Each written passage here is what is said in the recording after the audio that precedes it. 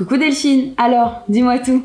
En fait, la dernière fois, on a parlé du chemin de l'argent avec les différents acteurs du monde du paiement et tu m'as notamment parlé du BIN sponsor.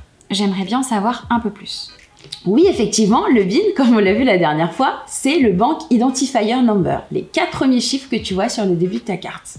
Il sert de numéro d'identification de ta banque, donc la banque émettrice, celle qui te fournit ta carte. Mais on peut aussi l'appeler le IN, Issuer Identification Number. Oui, ça je me souviens. BIN égale émetteur ou banque émettrice. Moi, par exemple, je suis dans une banque, mon mari est dans la même que moi, et pourtant on n'a pas du tout les mêmes BIN, les numéros changent. Est-ce qu'une banque peut avoir plusieurs BIN ? Oui, une banque peut tout à fait avoir plusieurs numéros d'identification pour plusieurs types d'activités différentes. Par exemple, toi, tu as une carte prépayée pour tes dépenses professionnelles. Ton mari a une carte de débit classique pour ses dépenses du quotidien. Dans le premier cas, ça va être un numéro de BIN professionnel, et dans le deuxième cas, ça va être un numéro de BIN dépenses du quotidien ou carte classique, on va dire, alors que ces deux cartes sont issues de la même banque. Puis, il y a les sub-BIN ou sous-BIN, qui sont les autres numéros qui composent ce numéro de BIN, qui permettent de mieux identifier la typologie de la carte. Par exemple, quelle est la devise de cette carte? Est-ce que c'est de l'euro, de la livre sterling, de l'US dollar? Ou à quoi va servir cette carte? Par exemple, ça peut être une carte cadeau, une carte de remboursement, une carte de salaire, des choses comme ça. Donc pour conclure, tout ce numéro de BIN permet en fait un peu d'identifier la carte. C'est un peu la carte d'identité de la carte bancaire. Et il va nous permettre, ce numéro, d'identifier donc qui a émis la carte, sur quel réseau elle est, quelle est son utilisation, est-ce que c'est une carte de dépenses professionnelles, est-ce que c'est une carte cadeau, etc. Et la devise utilisée. Ok, donc il existe autant de BIN différents que d'usages, et le BIN, c'est l'identifiant du compte émetteur avec un certain nombre d'informations relatives à l'usage de la carte. Et j'imagine que le BIN sponsor, c'est celui qui détient les BIN. C'est ça, un BIN sponsor, c'est une entreprise qui peut émettre des BIN, donc des numéros de carte bancaire. Cette entité a tous les agréments nécessaires pour ce faire. Ces agréments sont un long processus légal, administratif et technique qui se fait auprès des réseaux de paiement. Rappelle-toi, Visa ou Mastercard, ou encore auprès des régulateurs comme la Banque de France. Et aujourd'hui, des entreprises qui ne sont pas des banques peuvent tout à fait être des BIN sponsors si elles ont obtenu toutes les certifications nécessaires. Et qui utilise les BIN ? Ceux qui utilisent des BIN sont des entreprises qui vont commercialiser des services de paiement au grand public ou aux entreprises. Des fintech qui vendent des programmes de paiement, des entreprises qui proposent des services financiers à leurs clients ou leurs collaborateurs, des banques bien sûr, qui vont commercialiser des cartes bancaires et des services associés. Lorsque tu utilises ta carte, tu vois qu'elle a un BIN. Lorsque c'est une banque qui te fournit ses services, en général, le BIN lui appartient. Mais lorsque c'est une fintech ou une société non bancaire, le BIN a sûrement dû être acheté auprès d'un BIN sponsor. Et toutes les sociétés qui proposent des services de paiement ont acheté des BIN à un BIN sponsor ? Indirectement, oui.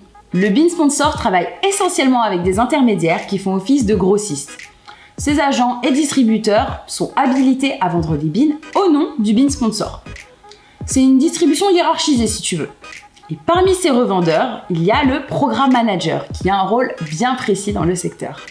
Donc si j'ai bien compris, une société qui veut vendre des cartes de paiement, elle est obligée d'avoir des BIN pour avoir des numéros de cartes et émettre ses cartes.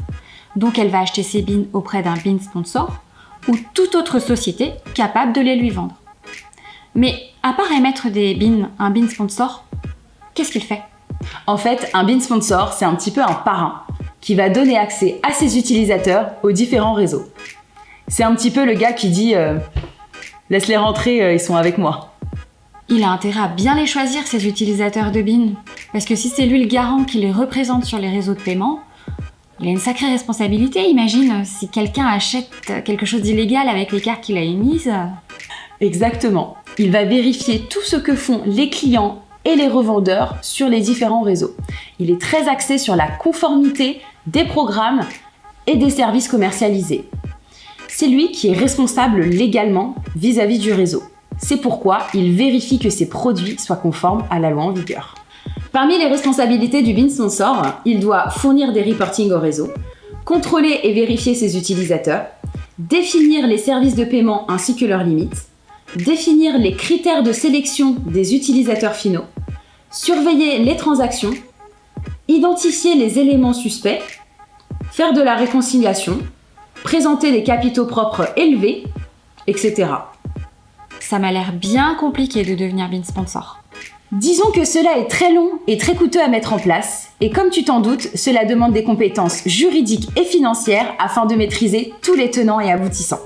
En plus, cela requiert stabilité et robustesse, car tous les services de paiement sont basés sur sa capacité à écarter les risques réglementaires et à détecter les activités criminelles. Oui, donc les sociétés ont tout intérêt à passer par ces intermédiaires pour émettre des cartes de paiement. Sauf si elles veulent faire du BIN sponsorship leur cœur de métier. Exactement.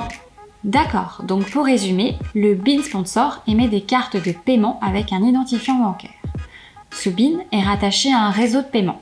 Il définit tout un tas de critères autour du service de paiement.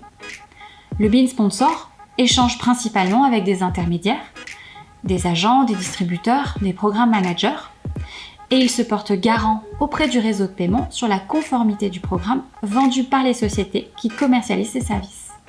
Le BIN n'a plus de secret pour toi. Tu peux retrouver nos différents points sur les différents acteurs de la finance dans la description. À bientôt!